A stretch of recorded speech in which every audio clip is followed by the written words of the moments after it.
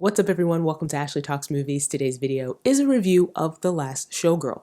This is the third feature film from director Gia Coppola, who also happens to be the granddaughter of director Francis Ford Coppola. Pamela Anderson stars as Shelley, a veteran Las Vegas showgirl who performs in a casino show called Le Razzle Dazzle. When the show's stage manager Eddie, played by Bautista, informs the dancers the show is closing and will be replaced with a new hipper show, Shelley must deal with an uncertain future while also clinging to an era that no longer exists. Before I jump into the review, do me a favor, like, comment, and subscribe so you don't miss any of the videos I post here on the channel. Places, please. Places, please. This is your place's call for the final performance of the Razzle Dazzle. Now, The Last Showgirl is a character study about the working class of Las Vegas. This is a movie that's told in melodramatic fashion, but it's fitting considering that the main character is a veteran showgirl who is often looking at the glory days of Vegas with nostalgia and fondness, but who is unwilling to accept the fact that times have changed. And so this movie is really taking a peek behind the curtain at that life and showing a Vegas in transition and the people who get left behind during that transition. In this case, it's the showgirls. The showgirls once ruled the Vegas Strip, but those days are long gone. Those elaborate productions with rhinestone costumes have gone the way of the dinosaur, and Le Razzle Dazzle, the last of its kind, is a relic on its way out the door. But Shelley isn't willing to say goodbye just yet, and she doesn't really have a plan for what to do next once the show closes. For her, Le Razzle Dazzle was more than just a show. It was a way of life, and she spent decades performing on stage because that was her dream.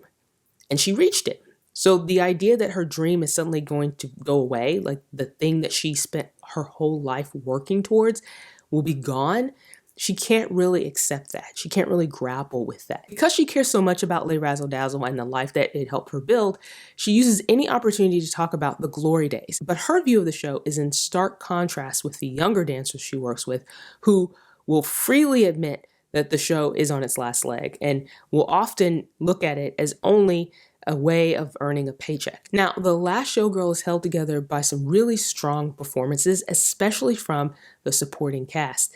Bautista continues to impress me with the roles that he chooses to take on. Now here he plays a character named Eddie, who's a stage manager, who's basically this kind of gentle giant. And even though the script doesn't give him much to chew on here, he brings plenty of heart and warmth to his performance. Now, Jamie Lee Curtis is a scene stealer here as Annette. This is Shelley's unapologetically brash best friend who was also a showgirl but now works as a cocktail waitress in the casino. She lights up the screen and delivers some of the best lines in the movie with so much passion and spirit. And she's also someone who offers somewhat of a contrast to Shelley, someone who used to live the life of a showgirl but who has moved on to something else, but also someone who hasn't really quite let it go. But of course, it's Pamela Anderson here that is the real standout.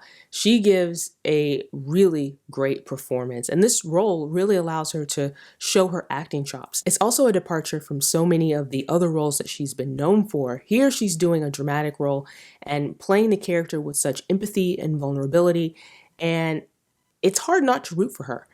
But the character is also flawed and can be selfish and dismissive of others at times, and Anderson delivers a performance that makes it all feel very real and raw, and the reason that this character works and feels really fleshed out is because of Anderson. The Last Showgirl is a movie about dreams, about regret. It's also a movie that's tackling the value that's placed on age and beauty.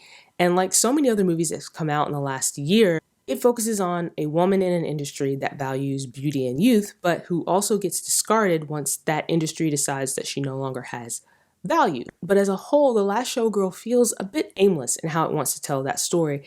It's also a bit bare when it comes to the narrative. It's strongest when it's focusing on Shelley and her interactions with the younger showgirls and her friendship with Annette. It's less effective when it's overusing scenes of Shelley wandering aimlessly around Vegas, although I will say The movie has this dreamy, hazy look about it that I think really works throughout the entire movie in terms of the cinematography, and it does help make those scenes work better than they should. Also, the storyline around Shelley and her estranged daughter Hannah, played here by Billie Lourd, felt a little flat to me, and I think that's mostly because of how poorly written that character was and how underutilized Billie Lourd is in the role. Now, despite its flaws, I do think The Last Showgirl is worth watching.